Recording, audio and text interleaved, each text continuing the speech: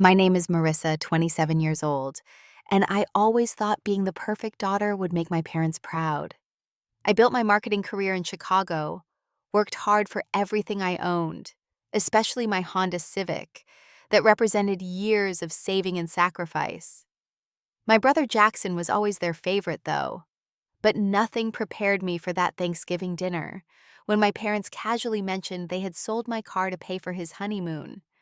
Before I tell you what happened next, let me know where you're watching from in the comments and hit that subscribe button if you've ever had family take you for granted.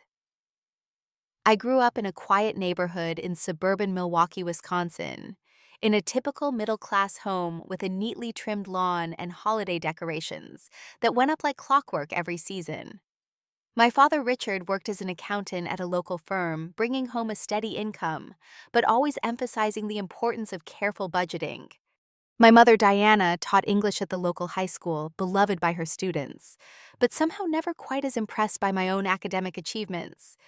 Then there was my older brother Jackson, 5 years my senior at 32, who seemed to walk through life with an invisible shield of parental approval. From our earliest days, the pattern was clear, even if unspoken.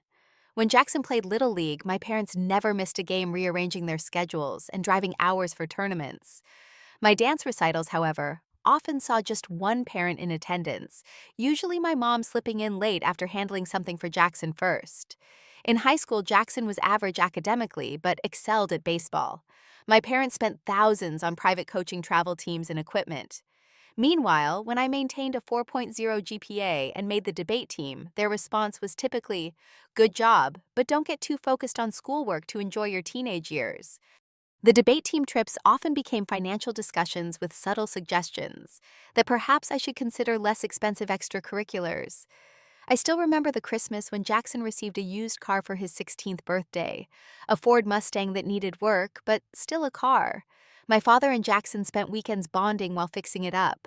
2 years later, when I turned 16, I received driving lessons and was told I could use my mother's car on weekends if I helped with grocery shopping. When college applications came around, Jackson received extensive help from my parents, researching schools, visiting campuses, and preparing applications. He ultimately attended a private university with tuition that stretched my parents' finances. They took out second mortgage to help cover his expenses, telling him not to worry about working during college so he could focus on studies and baseball. By the time my turn came, the family college fund was depleted.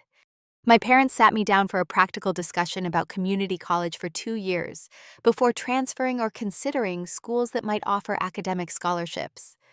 I worked throughout high school to save money, applied for every scholarship I could find, and ultimately attended State University with a partial scholarship and student loans that I knew would follow me for years. Despite everything, I loved my family and craved their approval. I studied marketing and business, graduated with honors, and secured a job at a mid-sized marketing firm in Chicago. Moving away from Milwaukee was both terrifying and liberating. For the first time, I could define myself outside the shadow of being Jackson's little sister. The first 2 years in Chicago were tough.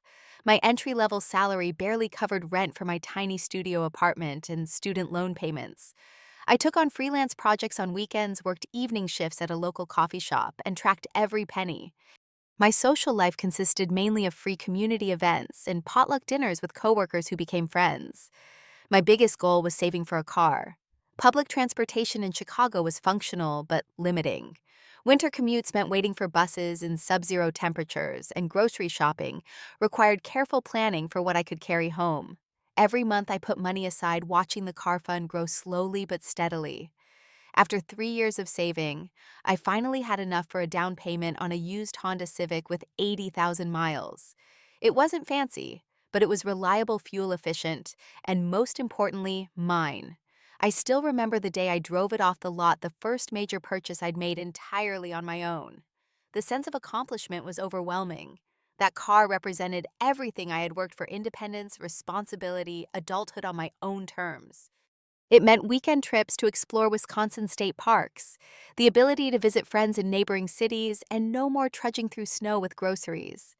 I took immaculate care of it, learning basic maintenance from YouTube videos and saving for regular professional service. My parents seemed proud when I told them about the purchase, though my father's first question was about the interest rate on my auto loan, followed by suggestions that I might have found a better deal if he'd consulted him first. Still, I detected a note of respect in his voice. My mother sent me a car emergency kit the following week. Our relationship had improved somewhat with distance. During monthly phone calls, I shared carefully edited highlights of my life in Chicago, focusing on work accomplishments and omitting struggles. They shared news from home, including updates about Jackson, who had moved back to Milwaukee after college and was working at my father's firm as a junior accountant. Despite our history, I still hoped for their approval and looked forward to visits home. Each time I drove my Honda back to Milwaukee, I felt a small surge of pride, tangible proof that I was making it on my own terms. The car was more than transportation. It was validation. When my brother Jackson announced his engagement to Sophia Marshall, daughter of a prominent Milwaukee family who owned a chain of successful car dealerships, my parents were ecstatic. Sophia was beautiful, well-connected, and came from the kind of wealth my parents had always respected from a distance. The match elevated Jackson's status, and by extension, the family's. I was happy for my brother. Despite our complicated relationship, I wanted him to find happiness, and Sophia seemed to genuinely care for him. During our occasional interactions when I visited home, she had always been polite, if somewhat distant. I looked forward to having a sister-in-law and potentially building a closer relationship with my brother. As we moved into new phases of life, the engagement brought a flurry of activity. My mother called weekly with updates about venue options, florist consultations, and catering tastings. She mentioned casually how Sophia had exquisite taste, which apparently translated to expensive choices. Though the Marshalls were contributing to the wedding, it became clear that my parents were stretching themselves financially to meet the standards expected. I wondered briefly how they were managing the expense, but didn't ask directly. My father had always been private about family finances, treating questions about money as slightly impolite unless he initiated the conversation. Besides, I assumed they knew what they could afford. As Thanksgiving approached, I looked forward to the break from work and the chance to reconnect with family. The holiday had always been important in our house. My mother's turkey and homemade cranberry sauce, my father's ceremonial carving of the bird board games in the evening. Even with the underlying tensions, holidays usually brought out the best in us. The week before Thanksgiving, I noticed something odd during my regular Sunday call with my mother. She mentioned how excited she was about Jackson's honeymoon plans, describing the luxury resorts in Bali and Australia they were considering. When I expressed surprise at such an expensive trip, she paused before saying, "Well, your father and I are helping them a bit. It's a once-in-a-lifetime experience, and we want it to be special." She quickly changed the subject, asking about my drive home. Would I be leaving Wednesday after work or Thursday morning? I mentioned that the 6-hour drive in my Honda would be easier on Wednesday to avoid holiday traffic. And she made an odd comment. "Oh yes, about that," she said. "There have been some changes around here. We'll talk when you arrive." I thought she might be referring to house renovations, or perhaps they're considering a move to a smaller place now that both children were gone. It never occurred to me what those changes might actually mean. The drive from Chicago to Milwaukee was familiar and nostalgic. As the city fell away and Wisconsin farmland rolled past my windows, I felt the usual mixed emotions about going home, love and longing combined with a vague anxiety. I stopped for coffee at my favorite halfway point, a small roadside diner that made surprisingly good lattes, and texted my parents that I was making good time. When I pulled into my parents' driveway Wednesday evening, I noticed a new landscaping arrangement in the front yard and fresh paint on the shutters. As I parked behind my father's car, I realized Jackson's vehicle wasn't there yet. I was the first to arrive. My parents greeted me with hugs at the door, my mother holding on a beat too long, my father patting my shoulder awkwardly. Something felt off about their welcome attention beneath the surface, but I dismissed it as wedding stress. Jackson and Sophia would be arriving tomorrow morning, and perhaps they were just saving their excitement. Inside, the house smelled like my childhood pumpkin pie and the oven cinnamon candles burning in the living room. But there were new additions that surprised me. a large flat-screen TV replacing their old model new kitchen appliances gleaming under the lights, and what looked like new furniture in the living room. "Mom, did you redecorate?" I asked, running my hand along the butter-soft leather of a couch that must have cost several $1,000s. "Oh, just a few updates," she said, exchanging a quick glance with my father. "We decided it was time to make some changes. Do you like it?" "It's beautiful," I said, genuine but confused. My parents had always been frugal driving cars until they nearly fell apart, and keeping appliances for decades. This sudden splurge seemed out of character. That night we had a quiet dinner, just the three of us. The conversation felt stilted with my parents asking polite questions about my job and apartment, but changing the subject whenever I mentioned future plans that involved my car weekend trips. I'd been planning a camping expedition in Michigan next spring. At the time, I thought nothing of it. The next morning, Thanksgiving Day, Jackson and Sophia arrived in his new BMW. I hadn't known he'd upgraded from his previous car, and when I commented on it, he smiled broadly. "Wedding present from Sophia's parents," he said, putting his arm around her waist. "They wanted us to travel in style." Sophia smiled, perfectly highlighted hair falling around her shoulders, diamond engagement ring catching the light. She was wearing what looked like a cashmere sweater and designer jeans for a family Thanksgiving, while I had packed my nicest non-work clothes, which suddenly felt inadequate. "Marissa, it's so good to see you again," she said, air kissing near my cheek. "That sweater is so cute, very retro." I wasn't sure if that was a compliment or not, but I smiled and helped carry their overnight bags to Jackson's old room, now converted to a proper guest room with a queen bed and coordinating furniture. My room, in contrast, remained frozen in time with the same twin bed and desk from high school. The day proceeded with traditional Thanksgiving preparations.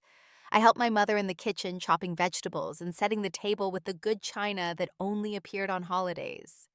Jackson and Sophia relaxed in the living room, occasionally coming in to grab drinks or sample appetizers. My father watched football, calling out scores periodically as if anyone was interested. When we finally gathered around the table at 4 o'clock, the spread was impressive. My mother's golden brown turkey cranberry sauce with orange zest, mashed potatoes with gravy, green bean casserole, sweet potatoes topped with pecans, homemade rolls and two kinds of pie, waiting on the sideboard. It was the same meal she'd made my entire life, comforting in its predictability. My father said grace, thanking God for family health and prosperity. We all murmured amen and began passing dishes. The conversation flowed more easily, now lubricated by food and the wine. Sophia had brought an expensive bottle that my father praised extensively. It wasn't until we'd all filled our plates and eaten the first few bites that the conversation turned to wedding plans. We finally booked the venue, my mother announced proudly. The Lake Club had a cancellation for June, and we snatched it up right away. It's absolutely perfect, right on the water, with that gorgeous view of the skyline. Sophia beamed. "It's where I always dreamed of getting married." My parents had their reception there 30 years ago. The Lake Club was one of Milwaukee's most exclusive venues, with a years-long waiting list and prices to match. I raised my eyebrows slightly, but kept eating. "And the honeymoon is all set," Jackson added, his mouthful of mashed potatoes. 3 weeks, Bali, Sydney, and the Great Barrier Reef. First class all the way. "Wow, that's quite a trip," I said. "Sounds amazing." "It will be," Sophia said. "We wanted something truly special to start our married life. Daddy is covering the flights with his miles, but the resorts are the real expense." There was an odd pause, and I noticed my parents exchange another look. My father cleared his throat. "Actually, we've helped with that part," he said, taking a large sip of wine. "The Bali resort was a bit over budget, but we worked it out." "That's generous of you," I said. "Those places must cost a fortune." My father nodded, still not meeting my eyes. "We managed to free up some funds." Another strange pause descended on the table. Jackson suddenly became very interested in buttering a roll, and my mother busied herself rearranging food on her plate. Sophia, however, looked directly at me. "Your parents are so supportive," she said with a smile that didn't quite reach her eyes. "They really went above and beyond to make this happen for us. Didn't they?" "Richard and Diana." My parents nodded uncomfortably. The atmosphere had shifted, tension crackling beneath the polite conversation. I felt a prickle of unease.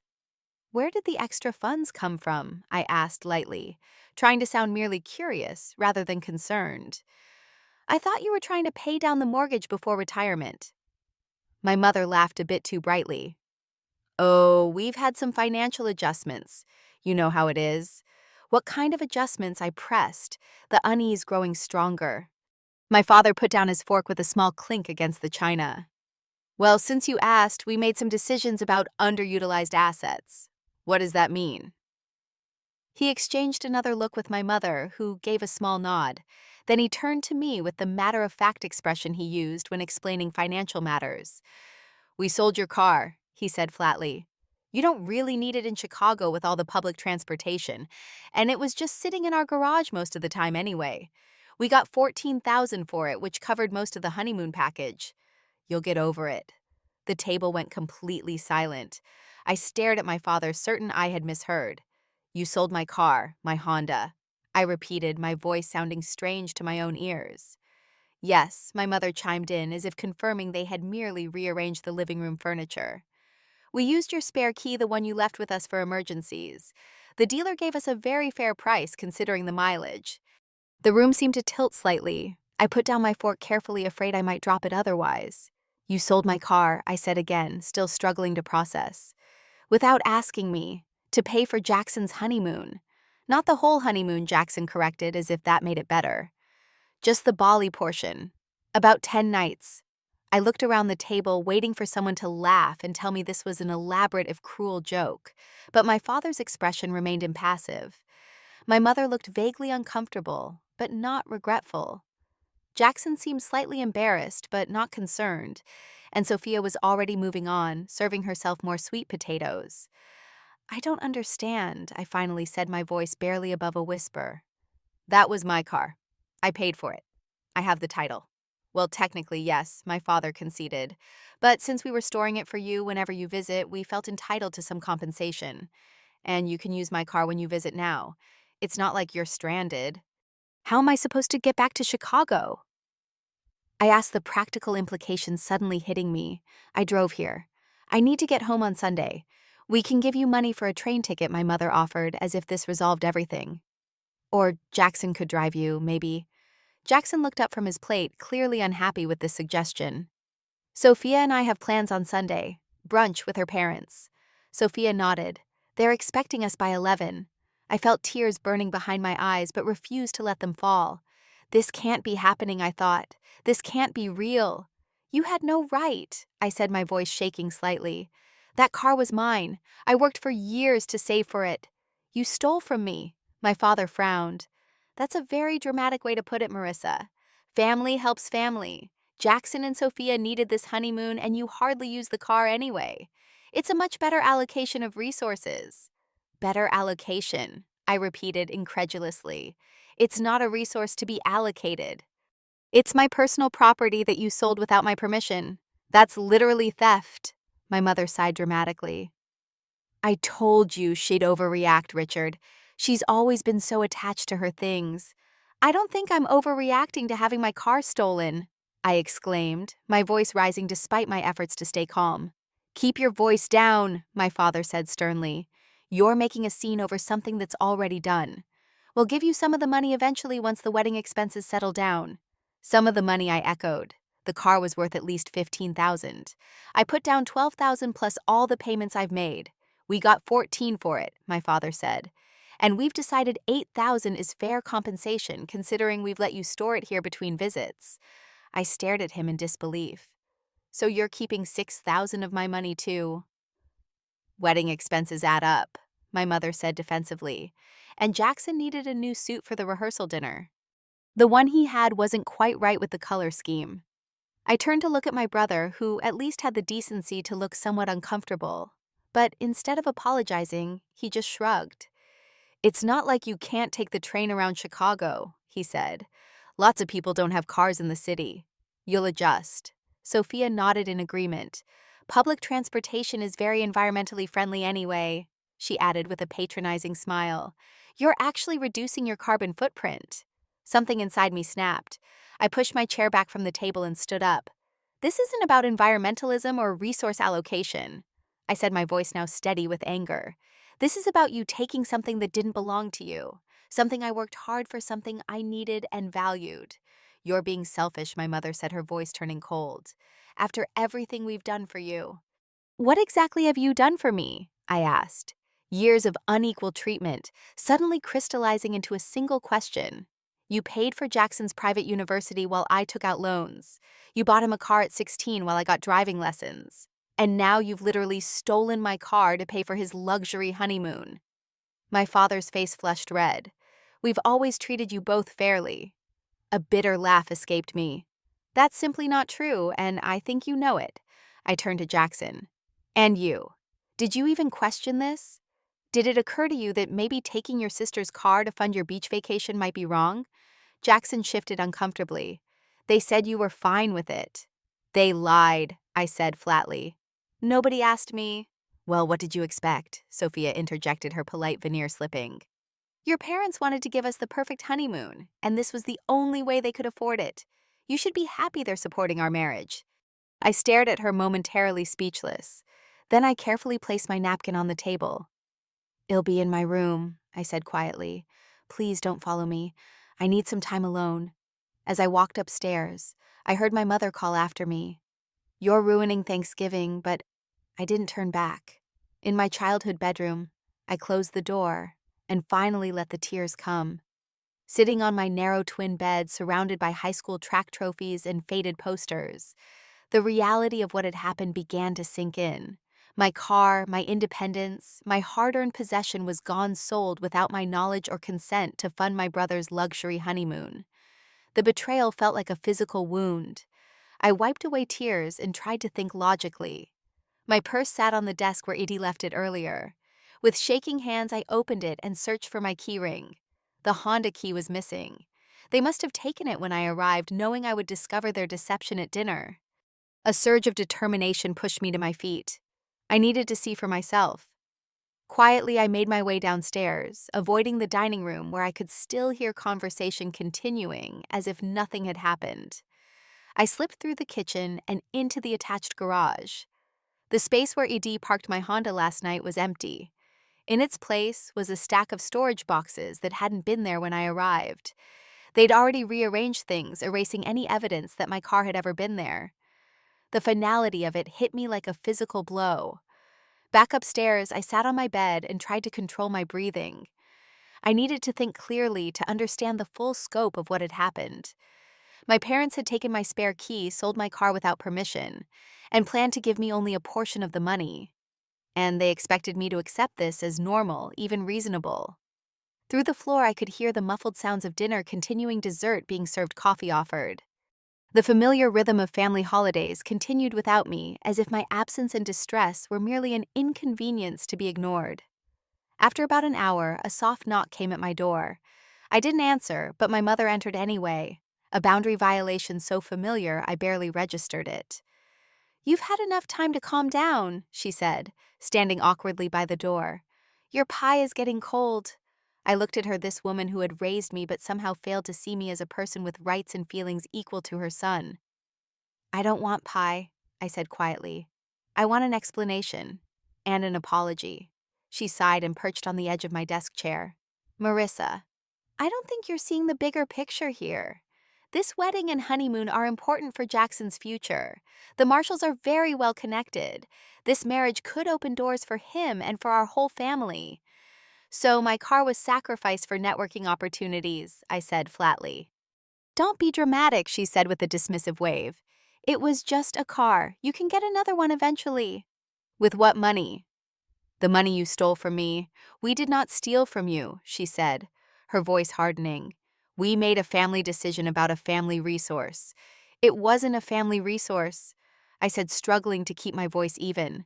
It was my personal property that I paid for with money I earned. Would you sell Jackson's new BMW without asking him? That's different, she said automatically. How? She hesitated, clearly struggling to find a reasonable response.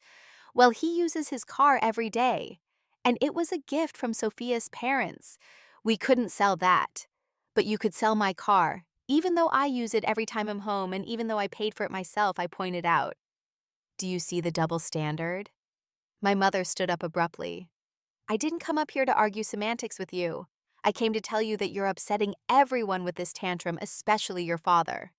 He's very disappointed in your reaction. The familiar sting of paternal disapproval hit its mark, but this time, I refused to let it derail me. I'm disappointed too, I said quietly. I'm disappointed that my parents would steal from me, then try to make me feel guilty for being upset about it. I'm disappointed that my brother would accept a gift he knew was taken without permission. And I'm disappointed that none of you seem to understand why this is wrong. My mother crossed her arms defensively. We were going to surprise you with some of the money at Christmas. Some of the money I repeated. Not all of it. Not even most of it from what Dad said downstairs. We're helping you with the $8,000, she insisted. The rest needed to go to wedding expenses. Do you know how much flowers cost these days? And Sophia wanted a specific photographer who charges a fortune.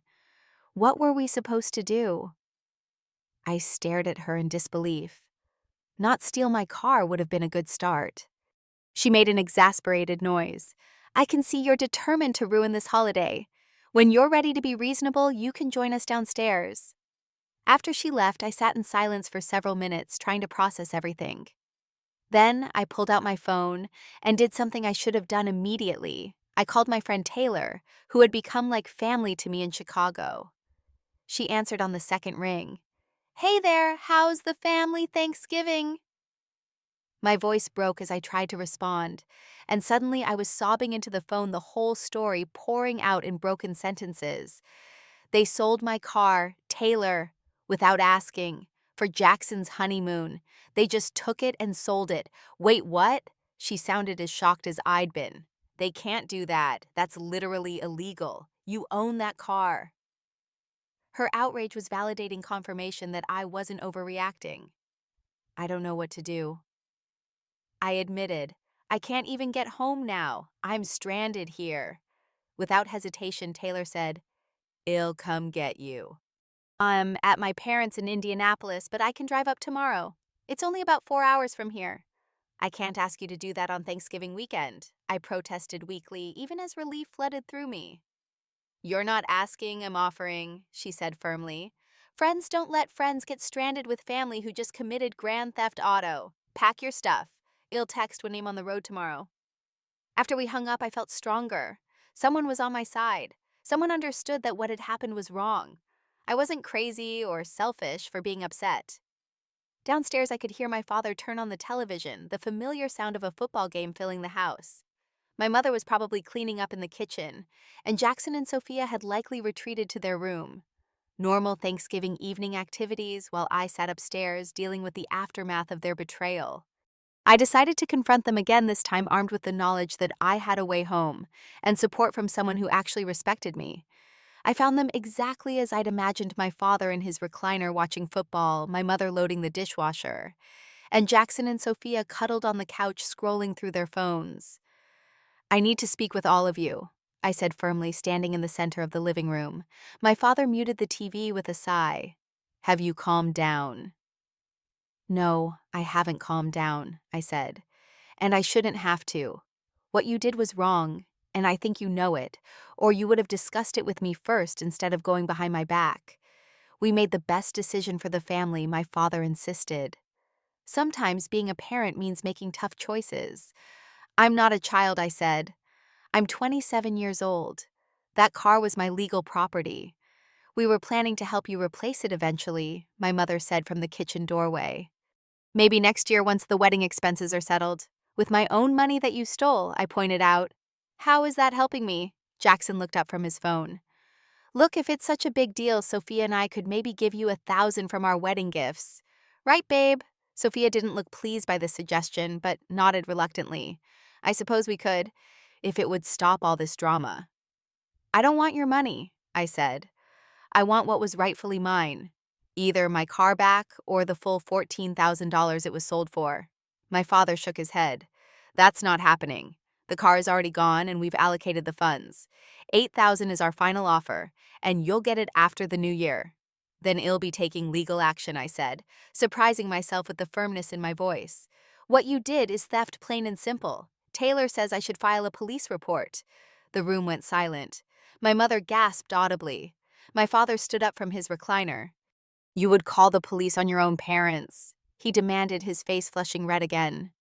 If necessary, I said, though the thought made my stomach churn. I don't want to, but what you did was illegal. You sold property that wasn't yours to sell. We are your parents, my father said, his voice rising. We've given you everything. No, you haven't, I countered.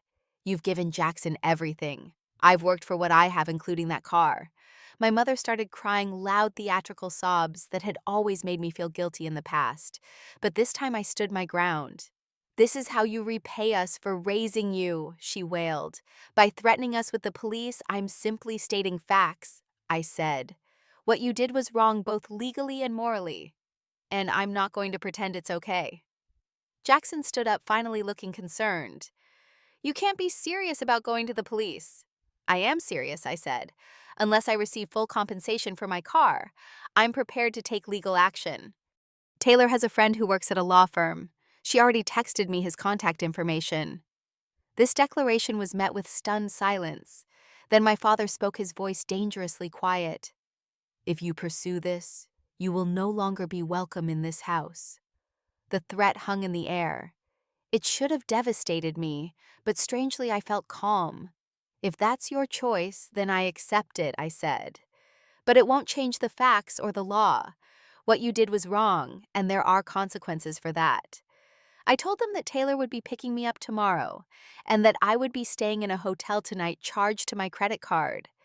As I packed my things, I could hear them arguing downstairs, blame being thrown around, my name mentioned with increasing bitterness. But for the first time in my life, I didn't care about their disapproval. I had drawn a line, and I was going to stand by it, whatever the cost.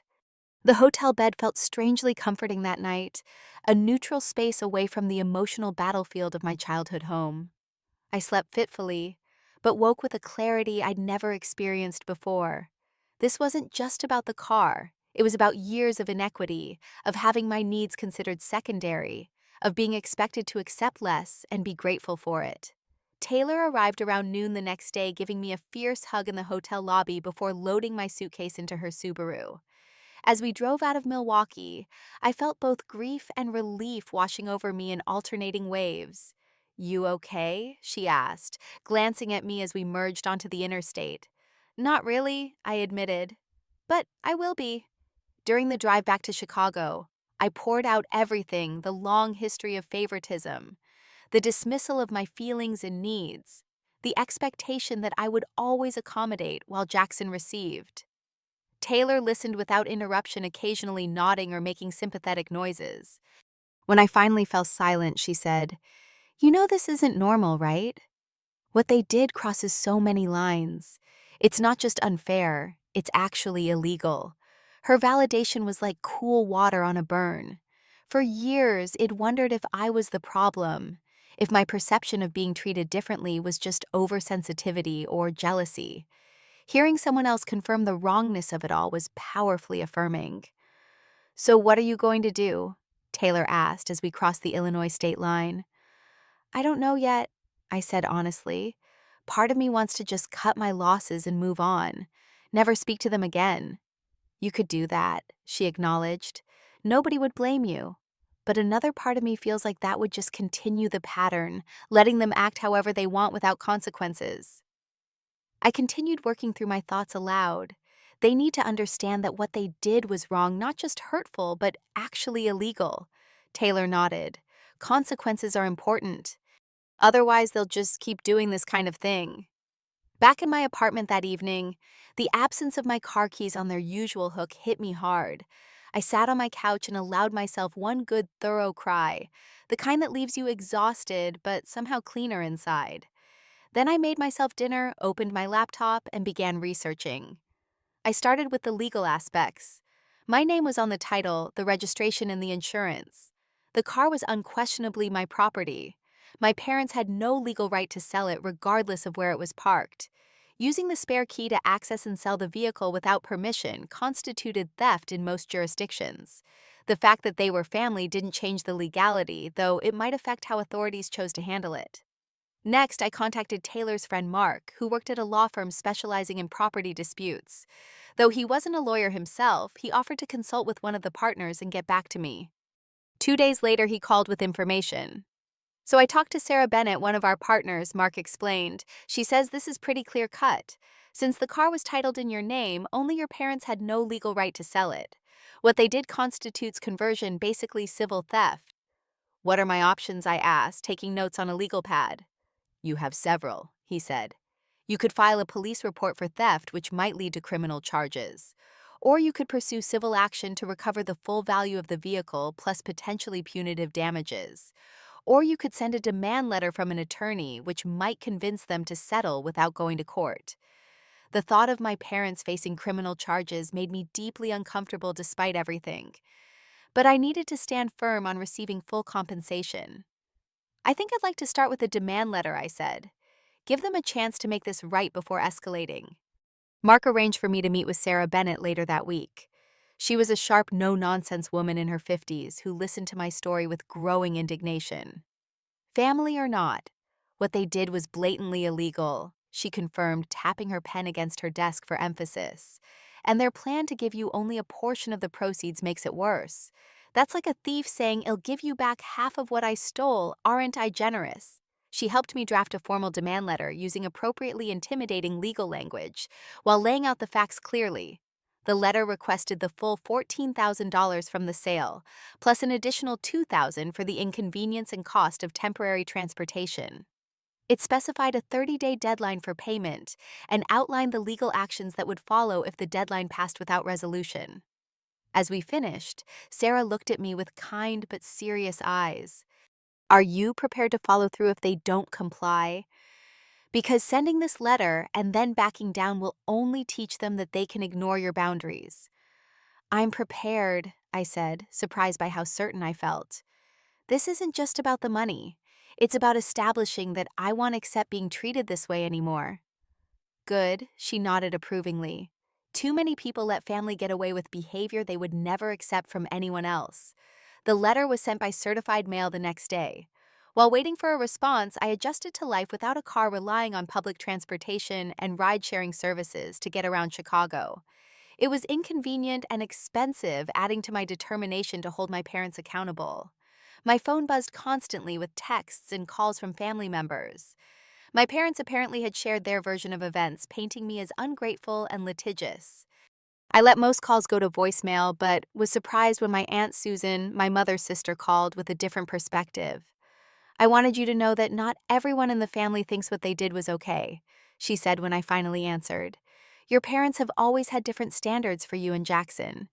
I've noticed it for years, but never felt it was my place to say anything. Her support brought unexpected tears to my eyes. Thank you for telling me that. I've been in your shoes, she continued. Your mother and I were treated the same way by our parents. She was the golden child. I was the one who had to work twice as hard for half the recognition. I think she's just repeating the pattern without realizing it. This insight gave me a new perspective. Perhaps my parents weren't deliberately cruel, but rather blindly perpetuating the family dynamics they had grown up with. It didn't excuse their actions, but it helped me understand them better. A week after receiving the letter, my father called. I steeled myself before answering. This is completely unnecessary, he began without preamble. You could have just talked to us instead of involving lawyers. I tried talking to you, I pointed out. You dismissed my concerns and threatened to cut me off if I pursued the matter. He sighed heavily. Your mother is beside herself. She hasn't slept properly since that letter arrived. I'm sorry to hear that I said genuinely meaning it despite everything. But my position hasn't changed. What you did was wrong, and I expect full compensation. The conversation circled for nearly an hour, with my father alternating between anger guilt trips and attempts at negotiation. He offered $10,000 instead of $8,000, then $12,000, insisting they simply couldn't manage the full amount plus the additional $2,000. I remained firm. The car was worth $14,000 minimum. You received that amount, and all of it belongs to me. The additional $2,000 is fair compensation for the inconvenience you've caused and the cost of alternative transportation. Eventually, he agreed to discuss it with my mother and get back to me. 3 days later, he called again. Well, send the $14,000, he said stiffly. But not the extra two. That's our final offer. I considered briefly, then accepted. While I believe the additional compensation was justified, getting the full value of the car represented a significant victory. More importantly, it established that I was serious about enforcing my boundaries. The check arrived by express mail the following week. I deposited it immediately and began researching replacement vehicles. With the full 14,000 plus some additional savings, I could afford a newer, more reliable model than my previous Honda. Jackson called shortly after my parents sent the check. He sounded uncomfortable, clearly having been pushed into making the call. "Mom and Dad think I should apologize," he began awkwardly. "About the car thing. And do you think you should apologize?" I asked. He hesitated. "I guess I didn't really think about how it would affect you. I just assumed if they said it was okay, then it was okay. It wasn't your car to sell," I pointed out. "Didn't that occur to you?" Another pause. I didn't really think about it that way. I've always just gone along with what Mom and Dad say. For the first time, I felt a flicker of sympathy for my brother. In some ways, the golden child treatment had stunted him, leaving him dependent on our parents' approval and direction, even as an adult. "Maybe it's time to start thinking for yourself," I suggested more gently than I'd intended. "You're 32, Jackson, getting married, starting your own family. Do you really want Mom and Dad making your decisions forever?" He didn't have an answer for that. And the conversation ended soon after, with a half-hearted invitation to the wedding that we both knew I wouldn't accept. But something had shifted between us, a small crack in the dynamics that had defined our relationship for decades. Sophia called next, her voice syrupy sweet with forced friendliness. "Marissa, I just feel terrible about this whole misunderstanding. We never meant for you to feel hurt." "It wasn't a misunderstanding," I corrected her. "It was theft. And it wasn't about my feelings. It was about my property and my rights." Her tone cooled noticeably. "Well, regardless, Jackson and I would still love for you to be at the wedding. Family should stick together. Don't you think I do value family?" I agreed. "But I value respect and honesty too. I'm not ready to pretend everything is fine when fundamental trust has been broken." She made a few more attempts at persuasion before giving up, her frustration evident in her clipped goodbye. I suspected her concern was less about my presence and more about the appearance of family unity for her parents and friends. Meanwhile, I used the money to purchase a certified pre-owned Mazda 3 with lower mileage and better features than my Honda had had. It was a small victory, but a meaningful one. Each time I drove it, I felt a sense of reclaimed independence. 2 weeks after the car purchase, my mother called, sounding tentative in a way I'd rarely heard. "Your father says you're not coming to the wedding," she began. "That's right," I confirmed. "But you're Jackson's sister. People will ask questions if you're not there. You can tell them the truth or make up an excuse," I said. "That's your choice." She sighed deeply. "I don't understand why you're still punishing us." "We sent the money. Isn't that enough? This isn't about punishment, Mom. It's about recognizing that what happened was seriously wrong and damaged our relationship. I'm not ready to play happy family at a wedding when I've had no acknowledgement of the harm done, no real apology, and no indication that anything would be different in the future." "What do you want from us?" she asked, sounding genuinely confused. "I want you to understand why what you did was wrong, not just legally, but morally.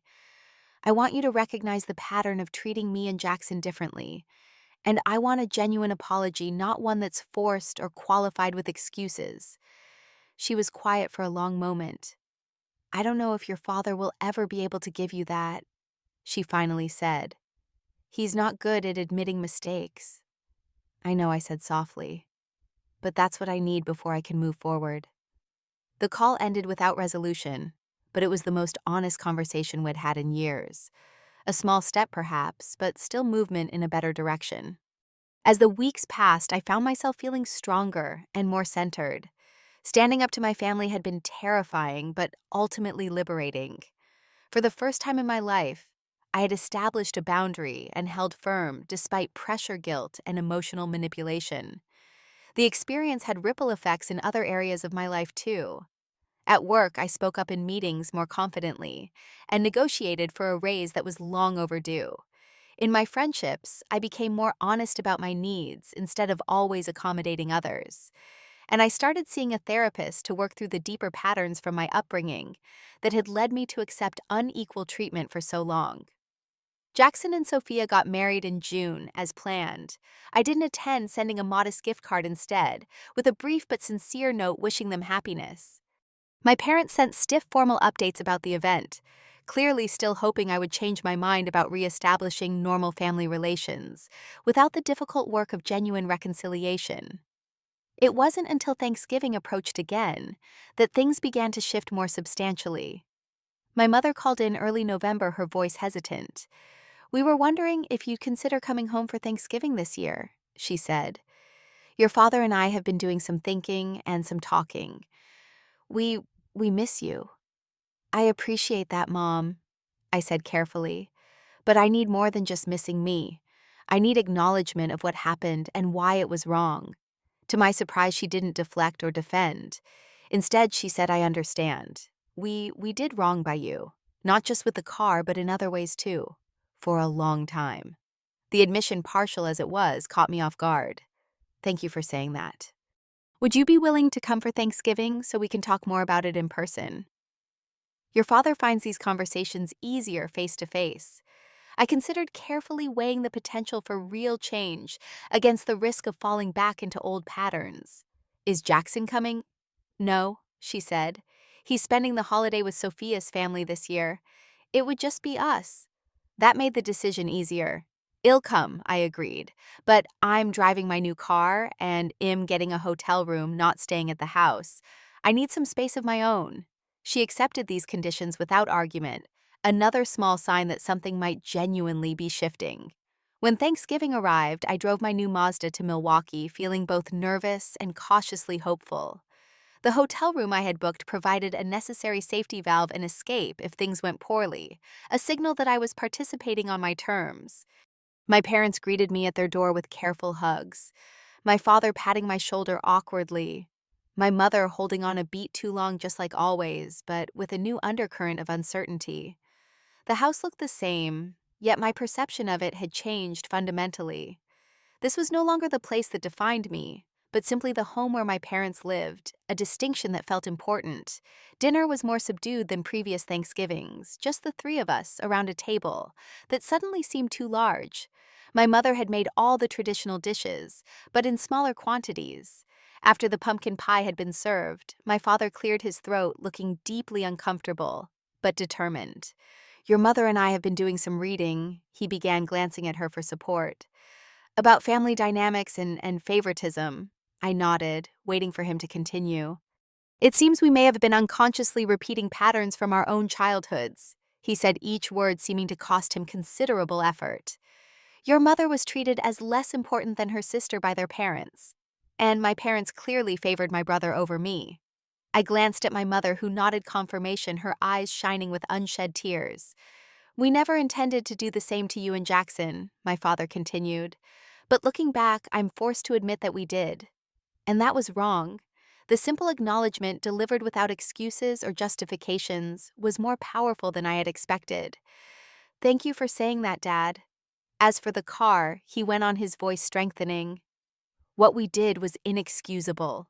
We had no right to sell your property without permission, regardless of our reasons. It was wrong legally, and it was wrong as parents, who should have respected your autonomy and hard work." I nodded, emotion making it difficult to speak. Sorry, Marissa," he said, meeting my eyes directly. "Truly sorry. For the car and for the years of treating you as less important than your brother. You deserved better."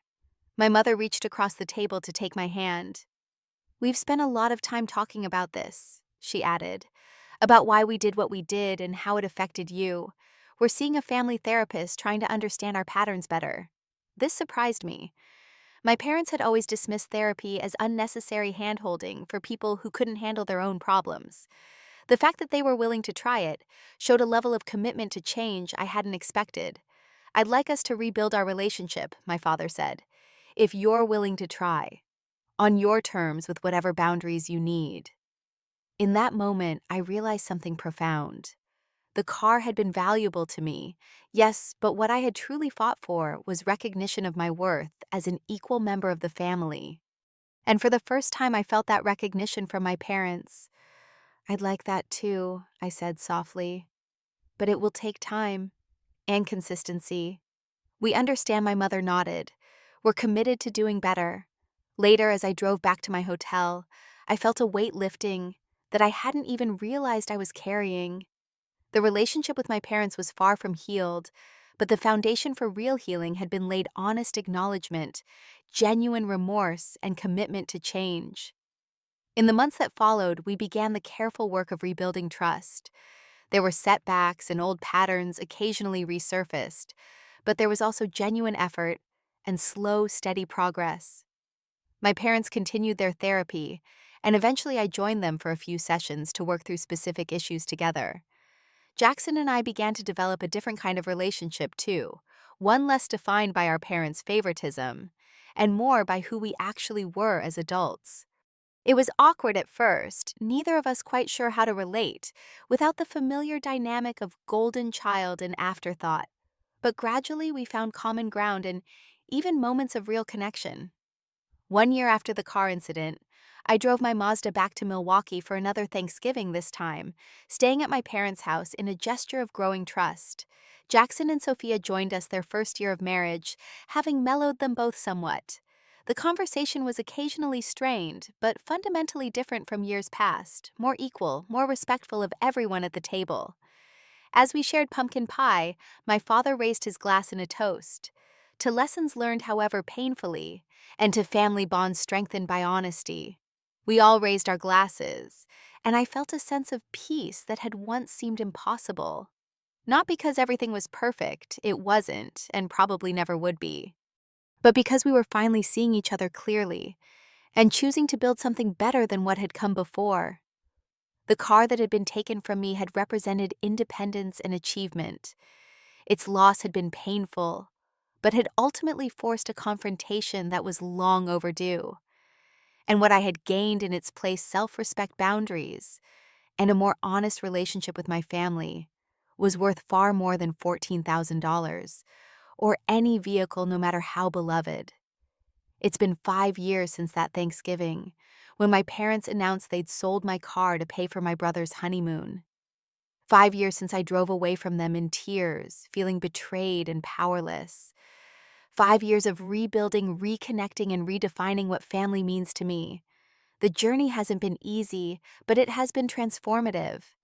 After our initial reconciliation, there were still difficult moments, times when old patterns threatened to reemerge, when I had to stand firm on boundaries, when my parents struggled to break habits of favoritism ingrained over decades. But with commitment on all sides and the occasional help of family therapy, we persevered. My relationship with my parents today is fundamentally different than it was before. There is more honesty between us, more mutual respect. They see me now not just as their daughter, but as an adult with rights, feelings, and autonomy equal to their sons. And I've learned to see them not as perfect authorities or cruel villains, but as flawed human beings doing their best to overcome their own upbringings. Those first steps towards self-advocacy changed more than just my family relationships. The confidence I gained from standing up for myself transformed other aspects of my life as well. At work, I began speaking up more in meetings, presenting my ideas with conviction rather than hesitation. 6 months after the car incident, I approached my boss about a promotion I'd long deserved, but had been too timid to pursue. To my surprise, she agreed immediately, saying she'd been waiting for me to step up and claim the role that should have been mine already. Now, I'm a senior marketing director at a larger firm, managing a team of 8 people with the same blend of firmness and respect that I learned to apply to my personal boundaries. My salary has more than doubled, allowing me not only to replace my stolen Honda with a nicer vehicle, but to purchase my own condo in Chicago, a small but beautiful space that is entirely mine. My friendships deepen too as I learn to express my needs instead of always accommodating others. Taylor, who drove 4 hours to rescue me that Thanksgiving weekend, remains my closest friend. But I've expanded my circle to include people who value reciprocity and mutual support, a chosen family that enriches my life immeasurably. Even my relationship with Jackson has evolved. After the initial anger and defensiveness faded, We had several honest conversations about our shared childhood and the unequal treatment that had shaped us both. To my surprise, he admitted that the constant favoritism had its own costs for him, creating insecurity and dependence that he was only beginning to recognize. When his first child was born 3 years ago, he called me specifically to say he was committed to avoiding the mistakes our parents had made. He wanted his daughter to grow up feeling valued for who she was, not for how she compared to any future siblings. The fact that he understood this, that he wanted something different for his own family, felt like a victory we shared. My parents, true to their word, continued working on themselves. They read books about family dynamics, maintained their therapy appointments, and made genuine efforts to change deeply ingrained habits. There were missteps and moments of regression, of course. Change is rarely linear, especially when it involves patterns established over lifetimes. But the car incident had broken something open between us, allowing light into places that had long been shadowed. My mother eventually confessed that watching me stand up for myself had inspired her to address some of the inequities in her relationship with her own sister, leading to a healing that was decades overdue. My father found it harder to articulate his feelings, but his actions spoke volumes. He began consulting me about financial decisions, respecting my expertise in areas where I had knowledge, treating me as an equal rather than a subordinate. Small changes, perhaps, but meaningful in their consistency. Last year, when I mentioned casually that I was considering a weekend trip to a lakeside cabin to do some writing, my father transferred money to my account the next day. For gas and whatever you need for your trip, the message read, "No strings attached, just because you're my daughter, and I love you." The gift wasn't necessary or expected, but the thoughtfulness behind it moved me to tears. It represented everything that had changed, a father supporting his daughter's independence, rather than controlling her resources, giving freely without expectation of compliance or gratitude. As for me, the most profound change has been internal. I've learned that standing up for myself doesn't mean losing the people I love. It means creating relationships based on mutual respect rather than fear and obligation. I've discovered that boundaries aren't selfish, they're necessary for genuine connection. And I've found that my voice once used grows stronger with each honest expression. The car that was taken from me against my will became a catalyst for growth I might never have experienced otherwise. Its loss, painful as it was, forced me to confront patterns that had been damaging me for years. In fighting for what was rightfully mine, I discovered strengths I never knew I possessed. Sometimes I think about that Honda Civic, wondering where it is now and who drives it. I hope it's bringing someone else the same sense of freedom and possibility it once gave me. But the lessons its loss taught me have been far more valuable than the vehicle itself could ever have been. Family relationships are complex, often laden with unspoken expectations and unexamined patterns passed down through generations. Breaking those patterns requires courage, honesty, and sometimes painful confrontation.